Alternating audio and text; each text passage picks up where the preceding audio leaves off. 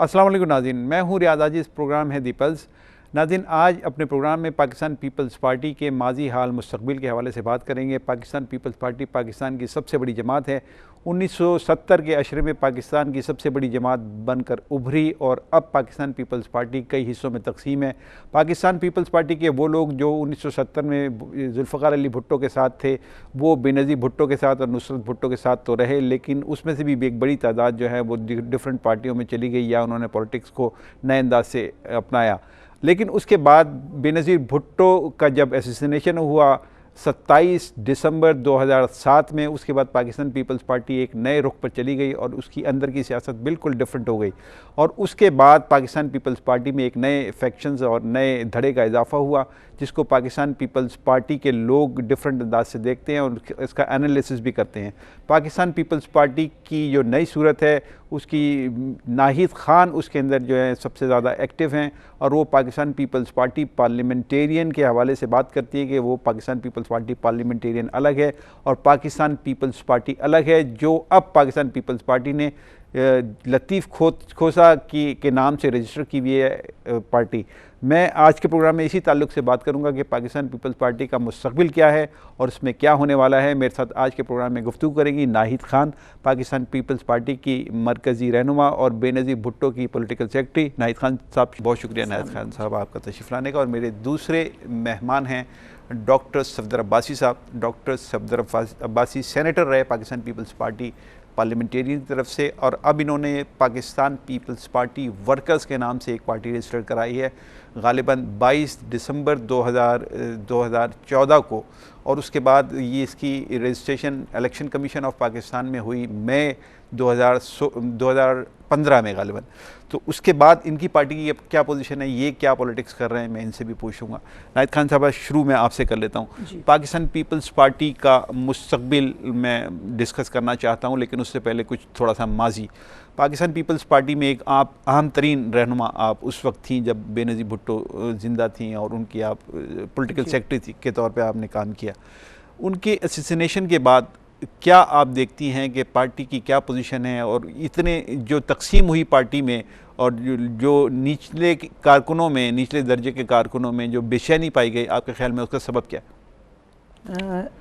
आज सब आपने सबसे पहले जो बात की कि मैंने अपने नाम रजिस्टर कराने के लिए पार्टी को, पाकिस्तान पीपल्स पार्टी को चैलेंज किया हुआ है, वो मैं अपने नाम नहीं कराना चाहती, बल्कि मैं समझती हूँ कि भुट्टो की वरासत के अमीन उसके कारकुन हैं और मैंने वो कारकुनों के नाम रजिस्टर कराने के लिए पार्टी के लिए जो है वो मैंने चैलेंज किया हुआ है।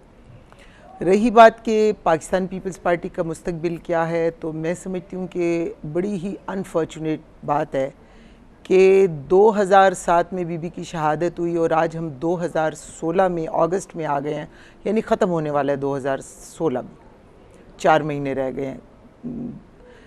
हम बजाय इसके कि हम इस बात को डिस्कस करते कि पाकिस्तान पीपल्स पार्टी के अंदर क्या हमने कुछ बेहतरी क्या पीपल्स पार्टी के अंदर लेके आए हैं बीबी की शहादत के बाद, या बीबी की शहादत से पार्टी को हमने कितना आगे लेके गए, हम आज भी उस रिगमरोल में फंसे हुए हैं कि पाकिस्तान पीपल्स पार्टी का मुस्तकबिल क्या होगा।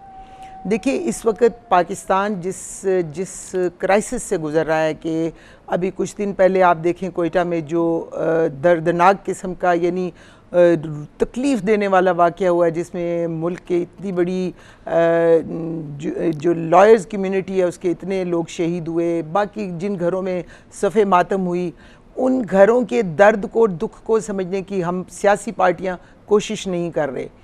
आज जो जनरल राहील शरीफ ने जो इजलास किया कोर कमांडर्स के साथ, जो बातें उन्होंने की, वो सारी मैं समझती हूँ कि बड़ी ही कंसर्न की बातें हैं कि पाकिस्तान के अंदर जो ज़रबे अज़्ब चल रहा है और जो एक एक्शन प्लान था वो उसको इम्प्लीमेंट नहीं किया जा रहा, और उससे क्या हो रहा है, उससे मेरा और आप जैसा आम इंसान जो है वो सफ़र कर रहा है।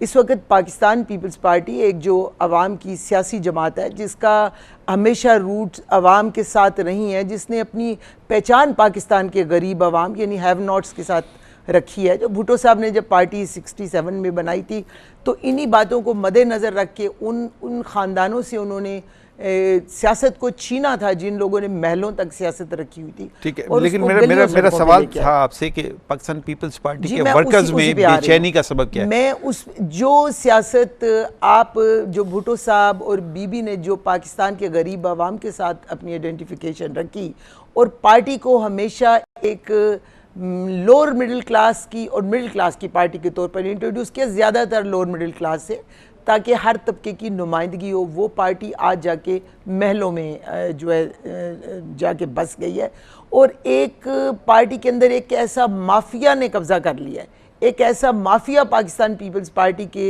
अंदर। मैं उसको अब पाकिस्तान पीपल्स पार्टी नहीं कहती, ना मैं दूसरा नाम लेना चाहती हूँ, इसलिए कि 2 दिन बाद हमारा इंडिपेंडेंस डे। मैं कोई बात ऐसी करके अपना दिल ख़राब करना चाहती हूँ, ना मैं पार्टी के कारकुनों के लिए कोई ऐसी बात करना चाहती हूँ, लेकिन मुझे गिला ज़रूर है। गिला मुझे कारकुनों से भी है। कारकुन तो खैर बेचारे किसी हैसियत में नहीं, क्योंकि मैं तो आप समझती हूँ जो मैंने सारे पॉलिटिकल उसमें देखा है कि कारकुन ज़ीरो से स्टार्ट होता है और फिर आखिर भी एंड भी उसका ज़ीरो होता है, यानी वो उसकी कोई हैसियत नहीं होती। जब चाहे उसको उठा के टिशू पेपर की तरह आप जब लीडर चाहे बाहर निकाल दे। लेकिन जो इस वक्त पाकिस्तान पीपल्स पार्टी की सूरत हाल है वो बहुत ही खौफनाक हद तक है। 3 सूबों में आप ख़त्म कर चुके हैं पीपल्स पार्टी को। आज़ाद कश्मीर के रिसेंट इलेक्शंस आपने देखा है कि आपने 3 सीटें लिए और 1 सीट भी आप बैलेट जो पोस्टल बैलेट में आप जीते हैं। ठीक है। आप देखें कि ये सारा मुकमुका है नवाज शरीफ साहब का और जरदारी साहब का, जिसने पाकिस्तान पीपल्स पार्टी को उस बर्बादी के उस दाने पर लाकर खड़ा कर दिया। जो मर्जी कहते रहें, जो मर्जी स्टेटमेंट्स देते रहें, जो मर्जी कहते रहें, लेकिन जो पार्टी 37% से 40% का वोट लेती थी, आज वो पंजाब में 8% पे खड़ी है और बाकी सूबों में इससे भी ज़्यादा इनकी बुरी हालत होगी। और सिंध में आप आइंदा इलेक्शन में देखना कि सिंध में कितनी अनफॉर्चुनेट होगी। मेरा दिल दुखता है इसलिए कि इस घर को बनाने में अगर कोई बंदा घर बनाता है, बीबी ने घर बनाया था तो किसी ने बजरी, किसी ने ईंटें, किसी ने रेत, किसी ने, हर कारकुन ने अपना अपना हिस्सा कंट्रीब्यूट किया इसके अंदर। सफदर अब्बासी साहब, सर ये बताइए, आप पाकिस्तान पीपल्स पार्टी वर्कर्स आपने बनाई, प्रेसिडेंट हैं आप उसके, इलेक्शन भी आप लड़ चुके और उसमें जो जुल्फ़िकार मिर्ज़ा साहब की जो उसमें सरबराही में इलेक्शन हुए, उन्होंने अपने सारे 26 कैंडिडेट गालिबन बल्दियात के वो आपकी झोली में डाल दिए।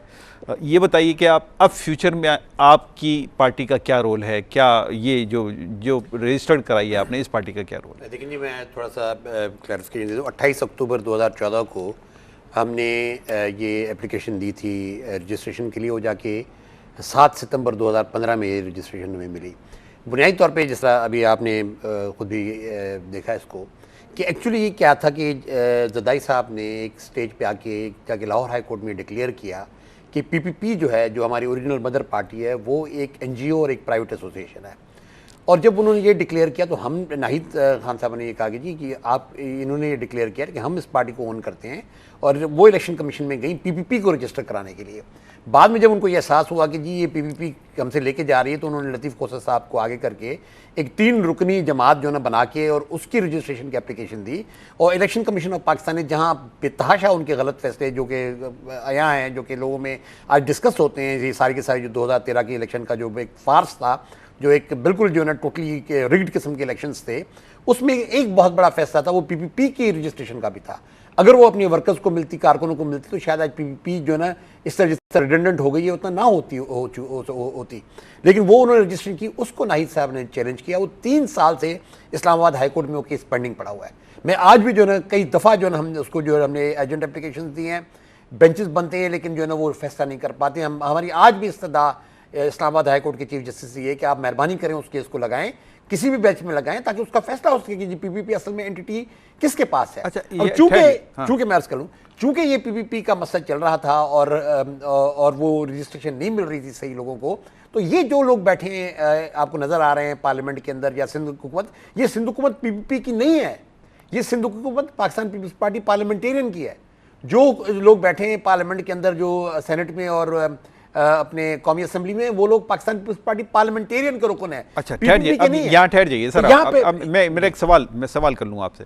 ये बताइए कि पाकिस्तान पीपल्स पार्टी भुट्टो के नाम पर वोट लेती रही। भुट्टो साहब ने अपने दौर में तो जाहिर है कि वो तो फ्रंटमैन थे, उन्होंने उन्हीं के नाम पे लोगों ने वोट दिया, लेकिन उनकी शहादत के बाद जितने भी वोट पड़े, जब वोट पड़े जुल्फ़िकार अली भुट्टो के नाम पे पड़े, फिर भी नज़ीर भुट्टो के नाम पे। आपको क्यों लगता है कि आप भुट्टो का नाम माइनस करके या भुट्टो की आइडेंटिटी माइनस करके एक नई पार्टी खड़ी करेंगे और वो कामयाब भी हो जाएगी? बिल्कुल, हम तो उन नज़रियात पे चलना चाह रहे हैं। देखिए कि तफरीक क्या हुई है। हम तो उन लोगों को चैलेंज कर रहे हैं जिन लोगों ने भुट्टो का नाम मिटाया या जिन लोगों ने भुट्टो के नज़रियात को मिटाया ना। मेरी नज़र में मोहतरमा बेनज़ीर भुट्टो साहबा इस वजह से कायद नहीं बनी कि सिर्फ वो भुट्टो की बेटी थी, बल्कि उन्होंने ये साबित किया अपनी जदोजहद से और अपनी जमहूरी जदोजहद से, अपनी इंटेलेक्ट से, अपनी जो ना इंटेलिजेंस से ये बात साबित किया कि वो उस कुर्सी के काबिल हैं जो भुट्टो साहब छोड़ के गए। अब जिन्होंने भी मोहतरमा बेनज़ीर भुट्टो साहबा को फॉलो करना है, उन्होंने ये साबित करना है कि वो उस कुर्सी के काबिल है जो मोहतरमा छोड़ के गई हैं। हम तो बुनियादी तौर पर ये नज़रियाती जंग कर रहे हैं। हम आज भी ये कहते हैं कि भाई पीपल्स पार्टी की खराबी की बुनियादी वजह यह है कि आपने वो शनाख्त मिटा दी, आपने वो आइडेंटिफिकेशन दी जो इस मुल्क के गरीबों, मजदूरों, हारियों, खवातीन, अकलियतें, उनके साथ जो पीपल्स पार्टी की शनाख्त थी, वकील, वकला, तलबा, डॉक्टर्स, इंजीनियर्स, खवातीन, ये थी पीपल्स पार्टी का वोट बैंक, जिसके साथ इन्होंने जो पार्टी मोहतरमा बेनज़ीर भुट्टो साहबा के बाद बनी, उन्होंने उनके साथ अपनी आइडेंटिफिकेशन खत्म की। हम तो आइडेंटिफिकेशन कायम करना चाहते हैं।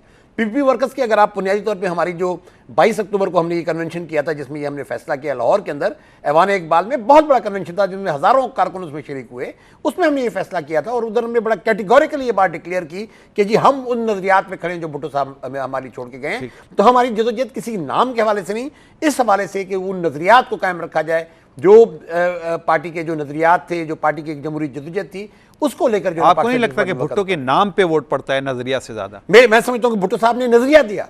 नहीं, नाम मैटर नहीं करता। नहीं, नाम मैटर करता है, लेकिन सवाल ये पता था कि अगर आज यानी हम जिससे मैं कह रहा हूं कि भाई मोहतरमा बेनज़ीर भुट्टो साहबा सिर्फ इस वजह से क़यादत नहीं उन्होंने की कि वो सिर्फ भुट्टो की बेटी थी, उन्होंने इस वजह से क़यादत की क्योंकि वो नजरियात को उन्होंने फॉलो किया जो भुट्टो साहब देखे थे। आज अगर वो नजरियात आप छोड़ देंगे तो फिर आप भुट्टो तो पता नहीं कौन बैठा है कौन नहीं बैठा, लेकिन पार्टी के जो हाल है, जो नाहिद ने बताया आपको कि 15% आप ओवरऑल पाकिस्तान के अंदर और 8% आप पंजाब के अंदर आपका वोट बैंक 2013 के इलेक्शन में आ गया है। ये जो बुनियादी क्राइसिस है, इस क्राइसिस को समझने की कोशिश करें कि एक तो लीडरशिप नहीं है और नजरियात की न होने की वजह से सूरत हाल डिफरेंट है। मैडम मैं आपसे सवाल करूं कि ये बताइए, पाकिस्तान पीपल्स पार्टी के इससे पहले भी फैक्शंस हुए। एक गनवा भुट्टो ने एक बनाया मर्डर के बाद, जो मुर्तज़ा भुट्टो के मर्डर के बाद, लेकिन वो नहीं चल सका। जो लोगों की उनसियत, जो लोगों का लगाव भुट्टो ख़ानदान के साथ है और जो उनके नज़रियात के साथ है, गालिबन वो नहीं गनवा भुट्टो लेके आगे चल सकी। इवन ये कि मुर्तज़ा भुट्टो भी वो पोजीशन नहीं बना सके। आपको फिर भी लगता है कि आप इसके बावजूद पोजीशन बना लेंगी पाकिस्तान पीपल्स पार्टी की नए अंदाज से? जिनके पास पीपल्स पार्टी है वो भुट्टो है, बिलावल भुट्टो जरदारी। देखिए, दो नाम तो नहीं हो सकते, नाम तो एक ही होता है ना। वो बीबी का बेटा ज़रूर है, उसको एज है, ज़ाहिर है भुट्टो साहब का नवासा है, लेकिन बिलावल अपने आप को क्लियर तो करे ना। बिलावल कहाँ खड़े हैं? बिलावल क्या वालदा की और नाना की लेगेसी की प्रोटेक्शन के लिए लड़ाई लड़ रहे हैं, या बाकी जो बोझ उन्होंने उठाया हुआ है, जो उनको ज़मीन में धंसाता जा रहा है, उस बोझ के साथ वो चलना चाहते हैं? बिलावल के लिए फ़ैसला बहुत मुश्किल है, इसलिए कि बिलावल इंडिपेंडेंटली सियासत नहीं कर रहे। बिलावल की जो रिमोट है ना, वो उनके वालिद साहब के पास है। मैं फिर वो पहले आपको बात कर रही थी। ठीक है, चलिए बिलावल का एक चैप्टर बिल्कुल अलग है। मैं आपसे पूछ रहा हूँ कि आप एक पार्टी बनाती, इवन ये कि मैं आपसे ये कहता हूँ एक एजम्पशन के तौर पे कि हो सकता है पाकिस्तान पीपल्स पार्टी की चलिए रजिस्ट्रेशन आपके नाम होती है या आपके किसी वर्कर के नाम हो जाती है, फिर आप क्या पोजीशन बना सकेंगी? सिंध का वोट ले सकेंगी या जहाँ भी वोट है पाकिस्तान पीपल्स पार्टी? देखिए, मेरी बात सुने, शख्सियात का वोट नहीं होता। बात यह है कि इंस्टीट्यूशन बनाए आप। भुट्टो साहब एक बहुत बड़े नाम थे, भुट्टो साहब का करिश्मा था, बीबी एक बहुत बड़ा नाम था, उनका करिश्मा था। अब उस करिश्मा के बाद आपको चाहिए कि इसको इंस्टीट्यूशन बनाए। मैं नहीं किसी और को, मैंने कोई, मेरी तो ख़ानदानी जागीर नहीं है, ना सफदर की ख़ानदानी जागीर है। हम तो इस पार्टी को दूसरे मुल्कों में चलती हैं ना पार्टियाँ। डेविड कैमरॉन के ऊपर एक हुआ कि यूरोपियन यूनियन से नहीं बचा सका, बैग उठाया, उसने चला गया ना। जब आप अपने मिशन में फेल हो जाते हैं, जब आप लेगेसी की प्रोटेक्शन नहीं कर सकते, तो फिर आपकी भी मॉरल ऑब्लिगेशन है कि आप साइड पे हो गए और पार्टी को इंस्टीट्यूशन बनने दे। भुट्टो साहब एक यूनिवर्सिटी हैं, आप बीबी एक यूनिवर्सिटी है, उनकी एक लेगेसी है, उनकी एक आइडियोलॉजी है। उस आइडियोलॉजी को देखिए आज हम जिंदा हैं, हो सकता है यहाँ से वहाँ बाहर निकल के हम जिंदा भी ना रहें, लेकिन मसला ये है कि लोग आते रहते हैं, चीज़ें बदलती रहती हैं, लेकिन लेगेसी और नज़रियात, गरीब तो नहीं मर जाएगा। अच्छा, जरदारी साहब से आपके इख्तलाफात हैं, इस बुनियाद पर आप उनके खिलाफ हैं कि उन्होंने आपके खिलाफ कोई ऐसी कार्रवाई की, सफदर अब्बासी साहब को जो है वो उन्होंने कोशिश की कि साइड लाइन लगाए, तो क्या ये बुनियाद है आपके उनसे इख्तलाफात की, या ये बुनियाद है कि वो पार्टी की असल लाइन से हट गए? एक्सक्यूज मी, जरदारी साहब को मैं आज डिस्कस नहीं करना चाहती। जरदारी साहब इर्रेलेवेंट है मेरे लिए। नहीं, आपने खुद ही तस्करा किया था उनका। नहीं, मैंने उनका तस्करा नहीं किया, मैंने तो एक बात की कि आपने कहा भुट्टो का नाम, तो मैंने कहा वो भुट्टो हैं। मैंने इस सेंस में आपसे पूछा कि क्या वो भुट्टो हैं। अगर भुट्टो की बात है तो फिर उसकी बेटी को सनम को ले आए ना, उनकी बेटी वो जिंदा है ना अभी। आप अगर ये समझें कि जी सारा कुछ आपने खा जाना है तो खाने नहीं देंगे लोग ना। कौन रोक रहे हैं? भुट्टो साहब थे। नहीं, कौन रोक रहा है उनको जिस अमल से जिसकी तरफ आप इशारा कर रही हैं, कौन रोक रहा है उनको? किस चीज के लिए? आप कह रही हैं ना सारा नहीं खाने देंगे, तो खाने दे जो खा रहे हैं बैठे हुए, जो माफिया इस वक्त पीपल्स पार्टी को कब्जा करके बैठा हुआ है, मैं उनकी बात कर रही हूँ। ठीक है, इस वक्त जो अभी आप मुझे रिसेंट ये कायम अली शाह साहब को जिस तरीके से हटाया गया है, जैसे टॉयलेट टिश्यू को उठा के लोग फेंकते हैं ना, इस तरह कायम अली शाह, ठीक है कायम अली शाह को 1000 दफ़ा उनके अंदर खराबियां, लेकिन कायम अली शाह एक सियासी कारकुन था, ठीक है वो नहीं काम करते थे। 8 साल रखा भी तो उसको वज़ीर आला। एक सेकंड आप उसको क्रेडिट नहीं देंगे। एक सेकंड लिसन टू मी। वो काम अपना करवाते थे तो उनको रखा है। वो रिमोट कंट्रोल उनका जो है वो बाहर से होता था, उनको वो एक रोबोट थे बिल्कुल कायम अली शाह। जिस दिन उस रोबोट का काम उन्होंने सोचा कि खत्म हो गया तो उन्होंने उठा के उसको। कायम अली शाह अगर आप जैसे पॉलिटिकल कारकुन होते या पॉलिटिकल लीडर होते तो वो नहीं करते ना वो काम, उन्होंने जरूरत क्यों नहीं की आपकी तरह? देखिए मेरी बात सुने, ये मैं नहीं कहती, मैं बहरहाल वो एक सियासी कारकुन है, मैं उस हवाले से उनकी बात करी और उनकी इज्जत भी करती हूँ। लेकिन अब जो सिंध कैबिनेट बनी है, मुझे बताएं कि 19 जो जितने वजीर और जितने उसके अंदर एडवाइजर्स लिए गए, कितने लोगों का ताल्लुक उसमें पीपल्स पार्टी के साथ है? कितने लोग हैं? हाँ कुछ लोग हैं जो पीपल्स, लेकिन वो बार बार वही चरखा उल्टा चल रहा है और कभी सीधा चल रहा है। मुझे बताएं कि जरदारी साहब के रिश्तेदारों का और उनका क्या सियासी उसके अंदर काम था कि भाई आप वो किसी राशिद रबानी बुरा से ही, लेकिन राशिद रबानी पॉलिटिकल कारकुन है, वकार मेहदी बुरा से ही, लेकिन एक पॉलिटिकल कार, आप उन पॉलिटिकल कारकुनों को उठा के बाहर मारते हैं और आप ऐसे लोगों को लेके आते हैं जिनको पीपल्स पार्टी की ABC का भी नहीं पता। ठीक है, पहले आप आइडियोलॉजी तो अपनी क्लियर करें कि आप कहाँ खड़े हैं। ठीक है सफदर साहब, ये पाकिस्तान पीपल्स पार्टी से जो अलग हुआ वो लीडर नहीं रहा। मुमताज़ भुट्टो की मिसाल सबके सामने है, और भी बहुत सारे बड़े बड़े लोग, सिंध की अगर स्पेशली बात करूं तो सिंध में भी बहुत बड़े बड़े नाम हैं। खुद मैं गनवा भुट्टो का नाम आपके सामने लिया। क्यों आपको फिर भी लगता है कि आप उसके बावजूद भी लीडर भी रहेंगे और आपकी पार्टी भी सर्वाइव करेगी और आप फाइट कर सकेंगे? भुट्टो साहब को और बीबी को कंपेयर मत करें किसी के साथ। मैं आपकी पॉलिटिकल पार्टी के देखिए, सबसे पहली बात तो ये कि जी ये PPP नहीं है, ये कैटेगोरिकली जो ना मैं आपके साथ आप तवज्जुह से आपके नाज़रीन को बताना चाहता हूँ कि ये जो भी हैं PPP नहीं है, ये एक माफिया है, एक ग्रुप है। ये लोग PPP पार्लियामेंटेरियन के नाम में, आज जरदारी साहब मोहतरम सदर हैं PPP पार्लियामेंटेरियन के, उनका PPP से कोई ताल्लुक नहीं। पहली बात तो ये बात आप जो ना सब दोस्त ज़हनशीन करें। दूसरी बात ये कि ये भुट्टो नहीं है, ये भुट्टो नहीं है। जिन लोगों ने जो पार्टियां बनाई उन्होंने शहीद जुल्फ़िकार अली भुट्टो, शहीद मोहतरमा बेनज़ीर भुट्टो से अलहदगी इख्तियार करके पार्टियां बनाई, इसलिए कामयाब नहीं हुए। यहाँ जो है बिल्कुल सूरत डिफरेंट है। यहाँ ये जो कुछ भी है, ये जो ग्रुप है, ये जो माफिया है, ये सिंध बेस्ड माफिया है। इसका कोई ताल्लुक नहीं है पाकिस्तान की। एक पाकिस्तान पीपल्स पार्टी की वफाकी जमात थी, इसको उन्होंने तोड़ फोड़ करके सिर्फ जनाब सिंध के 6 अज़ला तक महदूद करके रख दिया है। तो इनके साथ लड़ाई डिफरेंट है, इनके साथ लड़ाई भुट्टो के साथ लड़ाई नहीं है। तो फिर वो यूसुफ रजा गिलानी जैसे लोग आपके साथ क्यों नहीं खड़े हुए? भाई यूसुफ रजा गिलानी साहब का नाम है, जो उन्होंने जो कुछ किया, माफी चाहता हूं, 3 साल की उनकी हुकूमत थी, क्या दिया उन्होंने पाकिस्तान पीपल्स पार्टी को? मुझे मेरा उनसे सवाल है। जितने भी लोग आज खड़े हैं माजरत के साथ, इनका नाम जो है ना पब्लिक में अंदर आप जाके ले। तो अब जो आपकी पोजीशन है, देखिए सर ये मुझे बता दीजिए कि आपकी पार्टी की या आपकी जो सोच है, इसके हामी पंजाब में और दीगर सूबों में किस हद तक लोग मौजूद हैं जो आपको सपोर्ट करने के लिए तैयार हैं? बात है कि हम 8 साल से ये जंग कर रहे हैं ना, हम जिंदा हैं ना, लोगों के अंदर जा रहे हैं ना, एक मजबूरी के तहत हमने प्लेटफॉर्म, हम तो आज भी PPP की जंग, आज भी हम कहते हैं अगर पीपल्स पार्टी को आप इंस्टीट्यूशनलाइज करें, आप उसको डेमोक्रेटाइज करें, भाई जिस तरह दुनिया के अंदर पार्टी लेबर पार्टी है, भाई लेबर पार्टी के अंदर मार्गरेट थैचर या लेबर कंजर्वेटिव पार्टी के अंदर मार्गरेट थैचर इतनी बड़ी लीडर थी ना, जब उसको निकाला तो उसकी पार्टी ने निकाला। ब्लेयर इतना बड़ा लीडर था लेबर पार्टी का, उसकी पार्टी ने। अब पार्टियों को अब ये खानदानी विरासत क्यों? हमारे तो चैलेंज जो बुनियादी तौर पे ये है कि आपने जो खानदानी विरासत बनाई हो इसको खत्म करें ना। तो क्यों आपने खानदानी विरासत बनाई? मैडम ये बताइए कि लोग क्यों वोट डालते हैं बावजूद इसके कि अब तो 6-8 साल हो गए, सिंध में तो फिर उनको वोट पड़ता है, फिर वही जीतते हैं। देखिए मेरी बात सुने, सिंध में अभी अवेयरनेस शायद नहीं आई, लेकिन मैं समझती हूँ कि अभी आप लोकल बॉडीज़ में देख लेना, लोकल बॉडीज़ में मोस्टली इनके कैंडिडेट्स ने इंडिपेंडेंट लड़ा है और बदीन पूरा हार गए हैं। लाड़काना में भी सफदर साहब ने, इन लोगों ने जो लड़ा है वहाँ पे मेरे ख्याल है 72 के करीब इन्होंने वहाँ सीटें ली हैं। तो कुछ हो रही है ना, बात लोगों के अंदर अवेयरनेस तो आ रही है ना। आप लोग सारा दिन, आप सिर्फ मीडिया का यहाँ तो नहीं बैठते ना, आप पब्लिक में मूव नहीं करते, पब्लिक के ख्यालात नहीं आप सुनते, पब्लिक क्या कहती है आप।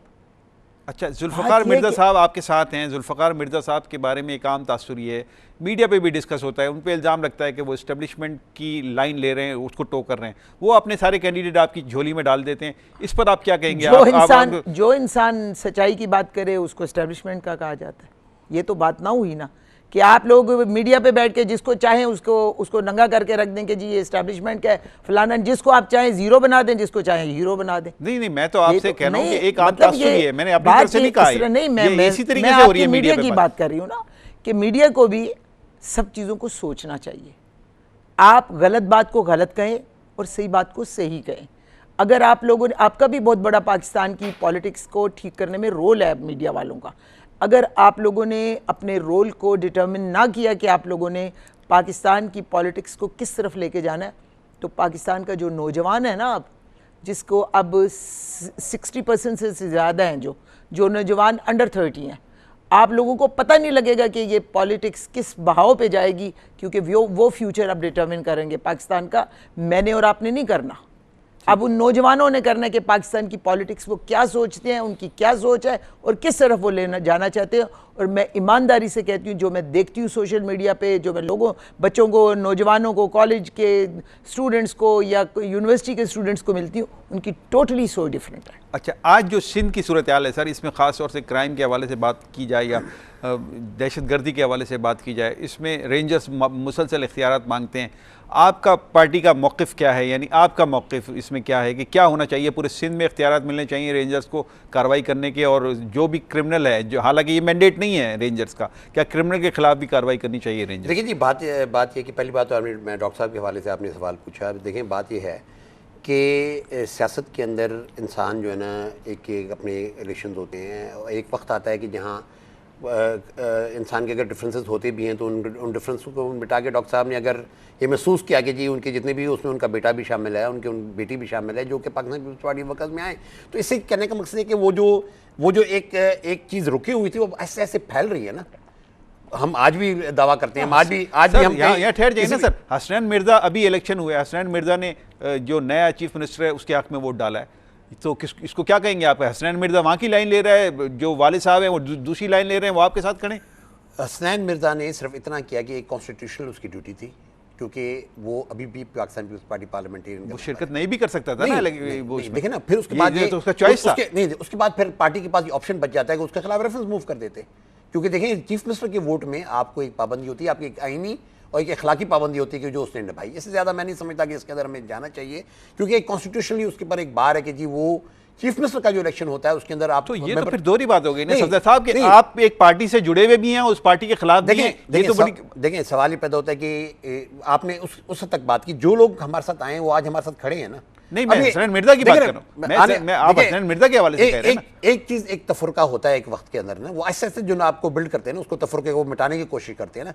अब एक चीज है कि भाई हमारे पास आई है, एक्चुअली वो लोग वहाँ पे इलेक्शन लड़ रहे हैं, हम भी अपना लाड़काना के अंदर, हमारे भी कैंडिडेट्स खड़े इलेक्शन लड़ रहे हैं, मुझे नहीं पता कि हम हारते हैं या जीतते हैं, लेकिन सवाल ये होता है, चैलेंज है ना कि भाई एक जो सेट पार्टी है उसको बदीन के अंदर और लाड़काना के अंदर एक चैलेंज है ना ठीक है। तो कहने का मकसद ये आने वाले दिनों में हम ये जो तवक्को करते हैं कि मैं इंशाअल्लाह ताला हम इसके बाद ये हम बाकायदा अपना प्रोग्राम बना रहे हैं, अब अपना पॉलिसी पेपर इशू कर रहे हैं और इंशाअल्लाह ताला हम अपने मुजाहरे जो है अरेंज कर रहे हैं मुख्तलिफ शहरों के अंदर। 3 मुजाहरे तो ऑलरेडी मैं अनाउंस कर चुका, सिर्फ डेट्स हमने देनी है। पिंडी के अंदर, लाहौर के अंदर, मुल्तान के अंदर इंशाअल्लाह ताला वो आप देखेंगे कि जी वर्कर के सर निकाल के बाहर आता है। तो हम जो है इस बात के लिए ऐसी तैयारी कर रहे हैं। अब सवाल ये पैदा तो मैं फिर उधर ही आता हूँ कि पीपल्स पार्टी आज जो है बुनियादी तौर पर एक ज़ाती ख़ानदानी विरासत बन चुकी है, हम उसको चैलेंज करें। हम आज भी अगर पार्टी के अंदर एक जमहूरी रवैये वापस आते हैं, आज भी पार्टी के अंदर उसको इंस्टीट्यूशनल वापस आता है, उसके नजरियात वापस आते हैं, उन लोगों की अकाउंटेबिलिटी होती है जिन लोगों ने पार्टी को आज यहाँ तक पहुँचा दिया है, तो हम ये तवक्को कर सकते हैं कि पार्टी का वर्कर जो है वो फिर दोबारा उठ सकता है इस पार्टी के नाम पे। लेकिन कहने का मतलब कि ये चीजें जरूरी है इससे पहले कि ये करें, अगर नहीं तो हमारे पास एक प्लेटफॉर्म है, इंशाल्लाह प्लेटफॉर्म को इस्तेमाल करेंगे जितना। मैं एक ब्रेक पे जा रहा हूँ नाज़रीन, एक छोटे से ब्रेक के बाद दोबारा आते हैं, गुफ्तगू यहीं से दोबारा शुरू करते हैं।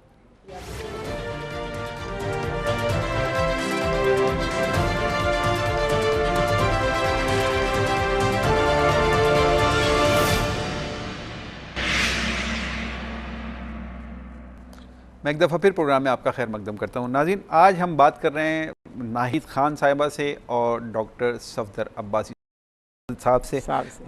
नाहिद खान साहिबा, ये बताइए आप नाहिद खान साहिबा कि पाकिस्तान पीपल्स पार्टी अब जाहिर है कि बहुत सारे लोग ये भी कहते हैं कि अब अपनी बका की जंग लड़ रही है और यहाँ पर सिंध में वज़ीर आला तब्दील करके उन्होंने थोड़ी सी कोशिश की है कि अपने आप को रिटेन कर।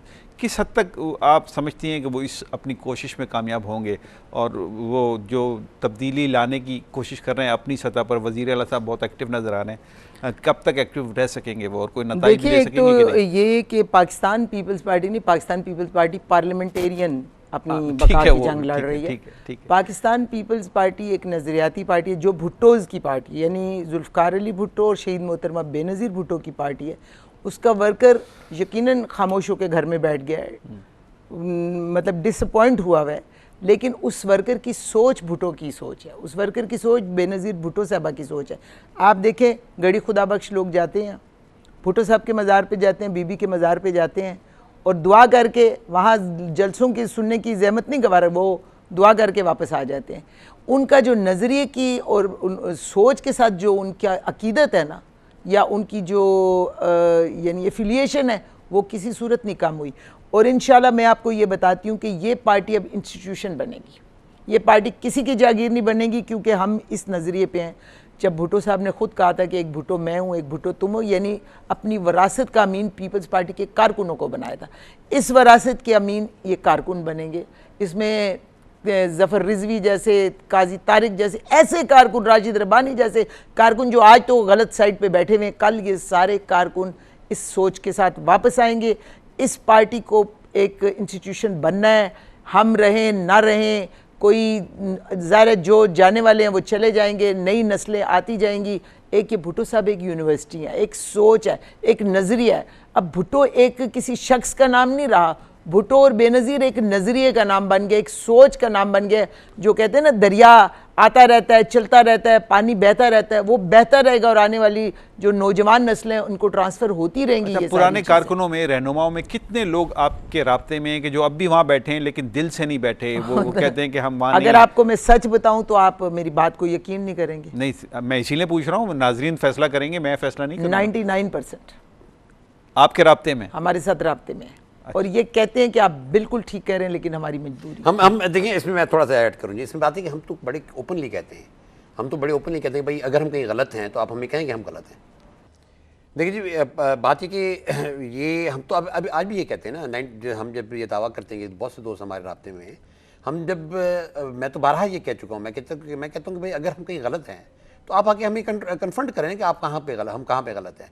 देखिए, अगर हमने भुट्टो साहब की नज़रियात की बात की या मोहतरमा की नज़रियात की बात की तो हम आज भी उसी पे खड़े हैं ना। हम तो ये कहते हैं कि भाई आप पार्टी को सुधारो। हमारे जो डिफरेंस ऑफ ओपिनियन यहाँ से शुरू हुआ कि हमने ये कहा कि मोहतरमा की शहादत के बाद हमारा ये कंटेंशन ये था कि मोहतरमा की शहादत के बाद एक लीडरशिप वैक्यूम आएगा और इस वैक्यूम को भरने के लिए हमें पार्टी को एक नज़रियाती और एक जमहूरी जमात बनाना चाहिए। अगर इससे पहले भी हमसे हो सकता है, हमसे गलतियाँ हुई हो सकता है भुट्टो साहब के टाइम में गलतियाँ हुई हों, मोहतरमा के टाइम में गलतियाँ हुई हों, लेकिन उनकी शख्सियतों के अंदर जो है ना, वो पार्टी के अंदर, उनकी शख्सियतों के अंदर या उनका जो करिश्मा था उसके अंदर बहुत से हमारे जो कोताहियाँ थी वो छुप जाती थी। अब हमने ये कहा कि अब ये नहीं छुपेंगी। अगर आप ये जब नहीं छुपेंगी तो आप पार्टी बनाएं ना, इसको एक अदारा बनाएं, इसको एक इंस्टीट्यूशन बनाएं, इसको एक डेमोक्रेटिक आइडियोलॉजिकल पार्टी बनाएं, ये डिफरेंस ऑफ ओपिनियन था। अगर ये आज भी मैं तो बल्कि चैलेंज के साथ कहता हूं कि अगर आप ये समझते हैं कि हम कहीं गलत है तो हमें आगे कहें कि आप हम कहाँ पे गलत हैं। तो मेरी नज़र में ये हमारा एक मैसेज है और इंशाअल्लाह ताला ऐसे ऐसे जैसे वक्त गुजर रहा है, दोस्त आ रहे हैं बहुत बड़े, हम आज भी ये दावा करते हैं, आप कहीं भी हमारे प्रोग्राम देख लें, हमने अभी कन्वेंशन किए हैं, हमने कराची में कन्वेंशन किया, हमने हैदराबाद में किया, हमने सक्खर में किया, हमने लाहौर में किया एक बहुत बड़ा बेनज़ीर अवामी मेले के नाम से, और इनसे बड़े किए हमने सरगोदा में किया, फैसलाबाद में किया। वर्कर आते हैं, वर्कर इकट्ठे होते हैं। मैडम ये बताइए आप कि आप बेनज़ीर भुट्टो साहिबा के बहुत करीब थी और सारी चीज़ें आप जानती थी। विल जो बेनज़ीर भुट्टो साहिबा की थी वो बड़ी कंट्रोवर्शियल बनी, आप मुख्तलिफ चैनल पे इस हवाले से जवाब भी दे चुकी हैं। मैं अगर आपसे ये पूछूं कि विल कैसी आई, कहाँ से आई, क्या वाक़तन विल ठीक थी और उस पर जो साइन थे वो ओरिजिनल थे, क्या असल बात क्या है? मैंने तो विल को देखा नहीं है, ना विल के बारे में मैं जानती हूँ, ना विल के बारे में मुझे पता है, ना मैं विल को ओन करती हूँ और ना डिसओन करती, इसलिए कि मैंने देखा ही नहीं है उसको। मुझे नहीं पता वो विल कहाँ से आई है, क्योंकि बीवी हर बात डिस्कस करती थी मेरे से, तकरीबन यानी हर पर्सनल बातें भी, हर किस्म की बातें वो डिस्कस करती थी। लेकिन ये विल के बारे में उन्होंने मुझसे कभी नहीं बात की, बल्कि जिस दिन उनकी शहादत हुई है उस दिन भी वो मुझे यही कह रही थी कि हम आएंगे, पहले साल में ये करेंगे, वो करेंगे, तुम नोट करो, तुम मेरा कंप्यूटर हो, तुम याद रखना चीज़ों को, तुम फलां करना फलां। उनके जहन में तो एक लम्हे के लिए भी यानी ये नहीं था कि शायद मैं दुनिया से अभी चली जाऊंगी, लेकिन क्योंकि जो जाने वाला होता है, जिसको ये होता है कि मैं दुनिया से चले जाऊंगा, वो इंसान विल लिख के रखता है। लेकिन मैंने तो कभी उनके अंदर ऐसी कोई बात नहीं की। बहरहाल मैं विल पे जाना नहीं चाहूँगी, वैसे भी योम आज़ादी है, पीपल्स पार्टी के कारकुनों को भी इस माफिया से आज़ादी मिल जाए। मैं तमाम पाकिस्तान के जितने हम वतन हैं हमारे, उन सबको मुबारकबाद भी देती हूँ और पीपल्स पार्टी के कारकुनों से ये कहती हूँ कि ये योम आज़ादी है और इस वक्त आ गया है कि इस माफिया से भी अपनी आज़ादी की जंग लड़ो। विल के हवाले से एक सवाल और मैं आपसे, अगर आप इजाज़त दीजिए, कि जो सिग्नेचर जिसने किए, ये कहा जाता है, अब ये मुझे नहीं पता कि किस हद तक ये बात दुरुस्त है, लेकिन मैं आपसे कंफर्मेशन के लिए पूछ रहा हूँ कि जिसने उस पर सिग्नेचर किए वो कहीं जेल में है बंद, हिफाजती तौर पर उसको हिफाजती तहवील में। मैं तो आपको कह रही हूँ, मैंने बिल देखी ही नहीं, तो मुझे क्या पता सिग्नेचर किसने किए और किसने किए। तो ये तो अगर लोगों के जहनों में, या अगर आप कह रहे हैं जो बात है, मुझे नहीं पता, मैं आई एम नॉट श्योर, मैं तो आपसे कंफर्म कर रहा हूं। मैंने तो बिल देखी नहीं, मैं तो ईमानदारी से कह रही हूँ, मैंने बिल को कभी नहीं देखा। अच्छा, तो उसके बारे में जाहिर है तबसरा भी नहीं कर सकती। अच्छा सर, सफदर अब्बासी साहब, एक बड़ा अहम मसला है पाकिस्तान पीपल्स पार्टी ही के हवाले से मैं आपसे बात करूं कि पाकिस्तान पीपल्स पार्टी अब जाहिर है कि जैसे मैंने शुरू में कहा कि अब अपनी बका की जंग लड़ रही है, पंजाब में, कश्मीर में और बहुत सारी जगहों पे अब जो सूरत हाल है वो आपके सामने। मैं अगर आपसे सर ये पूछूं, Pakistan Peoples Party Parliamentarian, not Pakistan Peoples Party Parliamentarian, party में जाहिर है वो तो अंडरस्टूड बात है। अच्छा, जो टैक्टिस इस्तेमाल किए जा रहे हैं पॉलिटिकल पार्टीज़ की तरफ से और ख़ास तौर से उन पार्टीज़ की तरफ, जैसा कि आज चौधरी निसार ने प्रेस कॉन्फ्रेंस की और उन्होंने बहुत सारी चीज़ें ऐसी कहीं कि जहाँ पे जरदारी साहब जो हैं वो गिरफ्त में आ रहे हैं और वो उनके बारे में सवाल उठ रहे हैं कि इतने मिलियन थे, वो कहाँ से आ गए। तो इसके बारे में आप क्या कहेंगे? देखिए जी, मेरी नज़र में ज़रदारी साहब को एक बात अब सोच लेनी चाहिए और तय कर लेनी चाहिए कि वो एक माजी का एक किस्सा है। जितना ज़्यादा वो बोझ डालेंगे इस पार्टी के ऊपर, अब ये पार्टी उनका बोझ नहीं बर्दाश्त कर सकती, मादरत के साथ। वो एक तारीख़ का हिस्सा है, अब वो तस्लीम करेंगे जी जो भी उनकी इनिंग थी, उन्होंने मोहतरमा से उनकी शादी हुई 1987 के अंदर, उससे लेकर अब 2016 तक जितना भी वो पीपल्स पार्टी के ऊपर बोझ डाल सकते थे, बोझ उन्होंने डाल लिया। अब वो मेहरबानी करके इससे हटें, इस बोझ को उतारे। तो पार्टी को अभी भी वही कर रहे हैं ना, वही से बैठ के वही नहीं, अगर नहीं देखिए, अगर करेंगे तो मजीद वो फिर पीपल्स पार्टी के मुस्तकबिल के साथ खेल रहे हैं, वो अपनी बच्चों के मुस्तकबिल के साथ खेल रहे हैं। हम तो और किसी में नहीं जाए, हमारे के साथ हमारे उनके साथ जिस किस्म की भी रिलेशनशिप है, लेकिन अगर वो इस चीज़ को कायम रखते हैं तो वो बिलावल के मुस्तकबिल के साथ भी खेलते हैं। मेरी नज़र में अब वो वक्त आ चुका है कि वो साइडलाइन हो और बिलावल को इजाज़त दें कि वो पार्टी के अंदर एक नजरियाती और एक जमहूरी अमल को बेदार करे। बिलावल भी उस वक्त तक कामयाब नहीं हो सकता जब तक वो तीन चीज़ें नहीं करे। आपने पार्टी के मुस्तकबिल के हवाले से बात की है, यकीनन पीपल्स पार्टी अपनी बका की जंग लड़ रही है, लेकिन पीपल्स पार्टी को बका की जंग में जीतने के लिए जो ना अब ज़रूरत इस बात की है कि ये ख़ानदानी विरासत ख़त्म हो।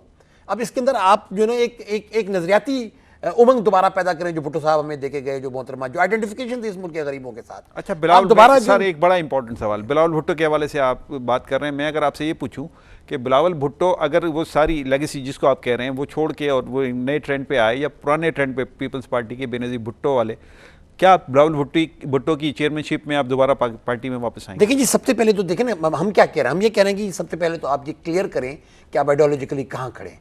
बिलावल क्लियर करें ना, अगर वो आपकी नजरिया के मुताबिक कर लेता है, जब वो क्लियर करता है तो फिर अगली बात है पार्टी के अंदर जमहूरियत। पार्टी के अंदर आप इलेक्शंस करवाएं, पार्टी के अंदर दोबारा मेंबरशिप करें। चेयरमैनशिप के लिए भी इलेक्शन होने चाहिए, सबके लिए, बिल्कुल टॉप टू बॉटम, चेयरमैन तक के। इसी आप ये कह रहे हैं मोरूसी नहीं होना चाहिए, मोरूसी नहीं होने चाहिए। बीबीपी तो इलेक्शन देखिए ना, आज भी अजय साहब बात ही, आज भी बिलावल चेयरमैन नहीं है इलेक्शन कमीशन का। आप रिकॉर्ड तो देखें ना जाके, जरदारी साहब उसको हटा चुके हैं वहां से। वो इलेक्शन कमीशन ऑफ पाकिस्तान में, जो पाकिस्तान पीपल्स पार्टी एक रजिस्टर्ड तंजीम है, उसमें चेयरमैन बिलावल नहीं है। ठीक है, वो तो हम तो यही कह रहे हैं कि आप दोबारा इलेक्शन कराएं। अगर जो ना पार्टी के उमंग ये है कि जी हम नजरियात को ठीक करें और पार्टी के अंदर जमहूरियत, और तीसरी बात जो उसको करनी है वो अकाउंटेबिलिटी है। अच्छा, फिर अगला सवाल तो मेरा बनेगा, जिन लोगों ने, अगर ऐसा होता है, हाँ, वो इलेक्शन कराने के लिए तैयार होते हैं, will you be a candidate for chairmanship of the party? वो देखिए ना, जब वो चीजें करते हैं तो फिर हम जैसे लोग सोच सकते हैं ना उनके बारे में। लेकिन अगर ये चीज पहले करने को तैयार ही नहीं है और हम अजम्पशंस पे कहेंगे जो वो करेंगे, तो फिर बात नहीं बनती ना। अगर वो चीजें करने को तैयार होते हैं, फिर हम जैसे लोग सोच सकते हैं कि भाई हमने पार्टी को अंदर उतरना तो नहीं है। नाहिद खान साहबा, मैं आज फिर अगेन वो चौधरी निसार की प्रेस कॉन्फ्रेंस का हवाला देके आपसे पूछ रहा हूँ कि फिर सरे महल की बात हुई, फिर नेकलेस की बात हुई। आज उन्होंने बिल्कुल ओपनली कहा, कहाँ से आई ये इतना पैसा, कहाँ से आया? बेनज़ीर भुट्टो के दौर में जाहिर है ये बातें हुई हैं। क्या कहती हैं आप नेकलेस के हवाले से और सरे महल के हवाले? देखिए जी, जहाँ तक मोहतरमा बेनज़ीर भुट्टो साहबा का सवाल है, उनके बारे में बहुत क्लियर हूँ। मैं उनके साथ, बल्कि सफ्तर साहब भी, हम जनीवा उनके साथ केस में भी जाते रहे हैं।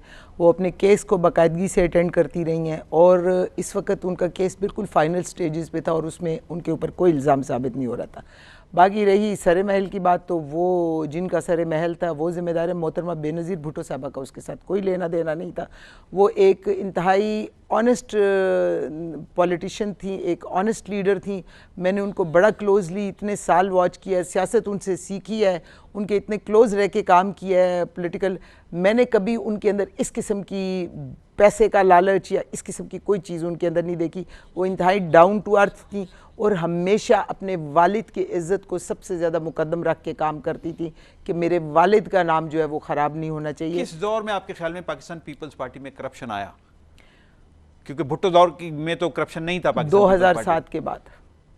2007 से पहले हो सकता है छोटा मोटा होता हो ज़रूर, लेकिन उस पे बेनज़ीर भुट्टो के पहले टेन्योर के बाद, बहुत चेक था। देखिए मेरी बात सुनिए, अगर बेनज़ीर भुट्टो साहबा के दौर में इनके ऊपर इल्ज़ामात लगे थे ना, जरदारी साहब के और इनके दोस्तों के ऊपर, पीपल्स पार्टी के तो किसी के ऊपर इल्ज़ाम नहीं लगा था ना, लेकिन उस पे भी चेक किया गया था। और यही वजह थी कि उन्होंने अब कहा था कि ये पॉलिटिक्स से बाहर रहेंगे, ये पॉलिटिक्स में बिल्कुल नहीं आएंगे, ये अपने बिजनेस को देखेंगे, अपने बच्चों को देखेंगे और पॉलिटिक्स के अंदर उनका कोई रोल नहीं होगा। ये मोहतरमा बेनज़ीर भुट्टो का ये फैसला था। ये फैसला था और बल्कि उन्होंने आने से पहले प्रेस कॉन्फ्रेंस की थी, उस प्रेस कॉन्फ्रेंस को आप देख लो जिसमें उन्होंने ये सारी बातें की हुई हैं।